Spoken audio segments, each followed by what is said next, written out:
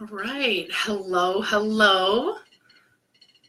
Gonna get going here in a few seconds. My name is Kristen Morgan, and I run the hashtag Body Cred Cafe here.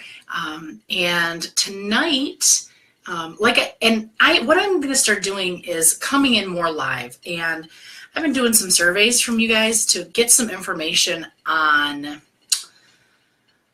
like what things you want to know more about. Okay, so I've been gathering some topics and I'm really excited to talk about them. So tonight I am talking about a question that comes up a lot, and that is how to stop obsessing about food. Okay, how to stop obsessing about food. And again, my name is Kristen Morgan. Welcome to Coffee with Christy Live.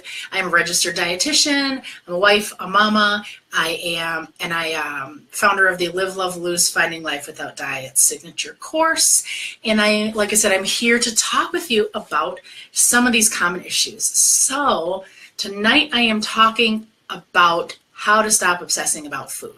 Okay, so a lot of you have told me, and over the years of work, that it seems like you're constantly thinking about food, right? And that's a serious drag, because thinking about something all the time is not fun. Okay, we think about food and nutrition at certain times at the right times, but it's not something that should be soaking up and sucking up our energy.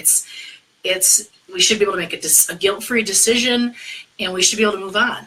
Okay, so it's really changed in that it's not like that anymore. Okay, so we really are, the root of it comes from the fact that we live in a society that is obsessed with food. We are obsessed with weight loss. We are obsessed with looking a certain way. I mean, it's like everywhere. So the problems that we have, it's no wonder that we obsess about food, because we live in a diet culture. I mean, it's like where if you eat certain things, you're good, bad, you should look certain ways. So it's normal. It's not normal to be obsessed with food, but it's common, okay? So, I mean, there's new recommendations out every single day about what you should eat, when you shouldn't, what you shouldn't eat. Don't eat sugar here, or never eat that there. And it's very confusing. And like, even I get confused, and I'm a dietitian, about all the recommendations that come out. So I get it. All right. So of course you're going to worry about it, because you never know if you're like doing the right thing. There's a lot of statistics about disease, and they connect obesity. They associate obesity with chronic disease. Even though I won't talk about that long tonight, obesity does not necessarily cause chronic disease, because most of the research out there does not factor for things like healthy eating, exercise, stress levels, and other things. But that's in a whole nother thing. But there's lots of stats out there. Okay, so again, don't be surprised if you find yourself worrying about food. I find myself getting worried about food sometimes too. I don't obsess about it nearly as much as I do anymore, because I've come to finally realize it doesn't serve me. But there's a few things that you can do to stop obsessing about food.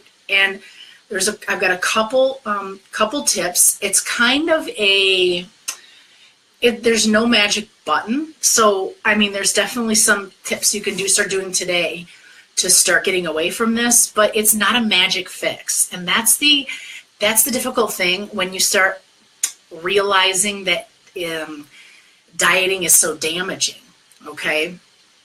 Now, the first thing you need to do if you want to stop obsessing about food is you have to stop dieting. Okay. You really have to stop dieting. And I know that is kind of mind-blowing to some people, because it's like, how do I even stop dieting? I've been doing it all my life. If I do it, I'm going to eat hashtag all the sugar, and I'm going to like gain all the weight.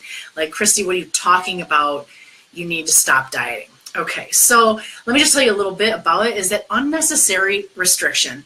Having to restrict for like a medical reason, like a food allergy, or having to be more mindful of your sugar intake because of diabetes, that's a little bit of a different story, but it still applies to you.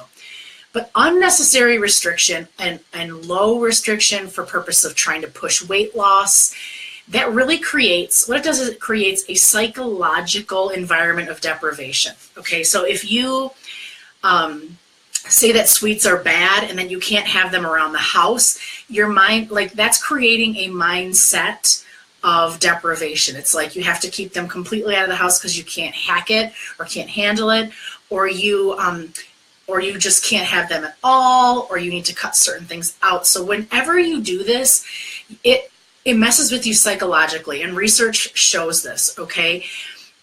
There is a lot of this psychological deprivation environment backfires on you profoundly. And that's where these obsessive thoughts are always coming, because for us, food has been made good. Food has been made bad.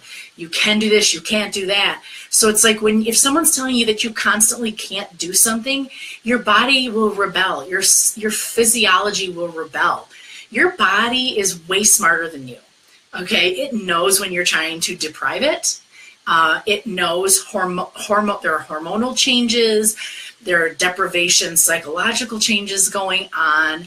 And it creates like an obsession with food in all of its forms.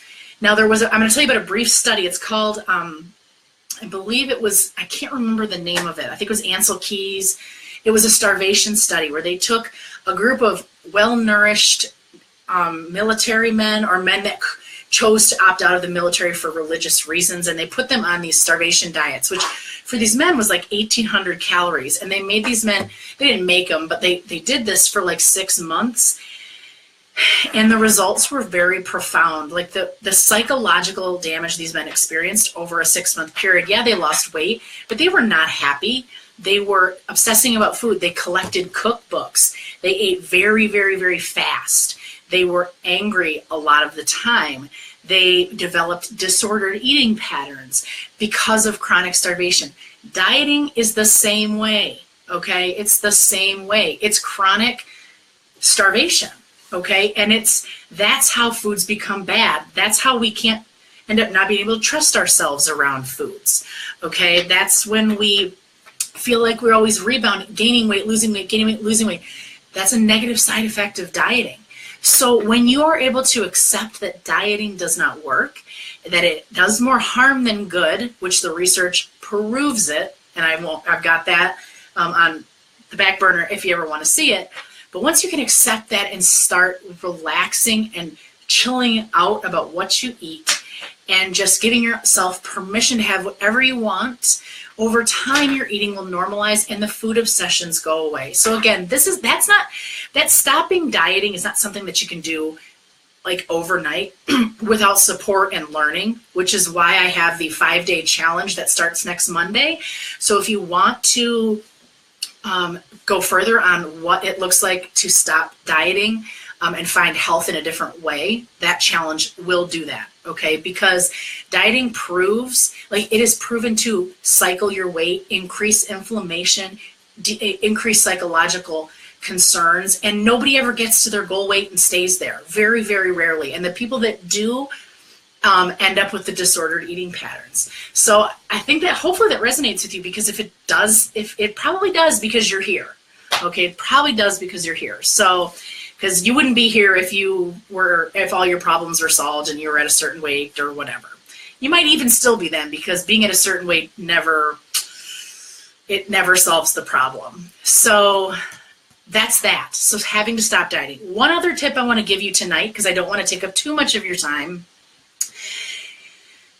is that you need to start being mindful of the obsessive feelings that you're having. So if you find yourself obsessing about food, you need to start acknowledging that it's happening. So, I put out a poll there in the cafe asking when do you really obsess about food and think about it a lot. For me, a struggle point is after dinner, after my kiddo goes to bed, because that's when I can decompress.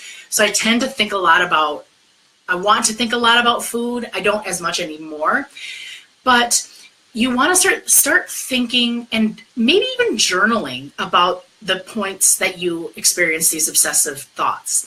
Okay, is there a certain time where you do? Are you experiencing certain emotions when you start thinking about food? Are you trying to restrict because of a belief you need to be healthy? So that's why you're obsessing. You know, what you want to try to do is start being mindful and calling out yourself when you're having these obsessive thoughts, because everybody wants to change. But the one thing that people I work with don't always embrace is that you have to face it head on, acknowledge that it's happening so you can fix it and get rid of it. You can't fix something. You can't fix obsessive thoughts if you don't identify when they're happening, what's causing them, forgiving yourself for them, and throwing those thoughts away. Okay, so again, these are things that I will touch on in the challenge next week. I also touch on them in my course that I do too, and it's so important to recognize that it's happening to you, because then and only then you can change it. Same thing with a lot of people come to me for strict weight loss meal plans and all this kind of stuff, and there's nothing, they're at a point where they don't recognize that dieting is only going to cause them more harm. And that's okay. Everyone goes through the journey to get there. And I don't know, you've got to, so next time you feel like you're obsessing, just stop, ask yourself, why am I getting so worked up about this? Is there a choice I can make here that will make me feel good? And there's a whole process to it, but become mindful, because that's when you can talk yourself out of the negativity. Okay.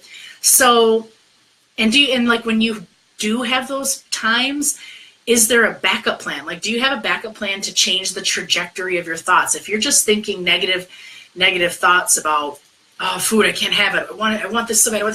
Like, you need to have a way to get out of that. So it's like, what are you going to do if that happens? Maybe you want to develop a plan. I'm going to journal. I'm going to walk. I'm going to call so-and-so. I'm going to watch TV. Like whatever you need to do to redirect your mindset is important. And again, that's a whole nother big topic that we work on in my program, in my services and whatnot. But I wanted to introduce it to you so you can start thinking about that. So that's about all, okay? The biggest thing that causes obsessions with food is restriction, okay? And the biggest step you can take is to commit to stop dieting and commit to the challenge that we're going to have next week. Next Monday, we're going to go through some of the, because there's lots of pieces that go into this, because just because you decide to give up dieting, it doesn't mean you're going to just gain 100 pounds. And I know that's a fear of some people. A lot of times, people's weight fluctuate a little bit in that honeymoon period, but overall, the weight normalizes, your eating normalizes, because you have broken the chains that dieting has on you. And it's like, imagine I'm going to bring this up over and over. Last thought, imagine you're holding some sand, squeeze it really, really tight, it's going to leak everywhere. That's how you are when you squeeze your diet like that. When you just let it sit, let it be, let it just exist and take the pressure out of it, it just sits there calmly, and it's not difficult to deal with at all. So I hope that's helpful to you. I don't know if we've got any questions. Hey, Iris, sorry, I have this thing covered up. So if you have any questions, please drop them in the comments below. I'm going to be here all week and as much as I possibly can to continue the conversation about stopping the obsession with food, because it's not about willpower. You just don't do it. You're just like, I'm not going to obsess about it. I just got to be strong. Willpower, we're going to talk about willpower in another video this week and how willpower is just a complete sham. So I hope that is helpful. Drop your comments below. I'll answer all of your questions, and I will talk to you guys tomorrow when we have another live at the same time. Join the challenge. Link is in the description. Bye-bye.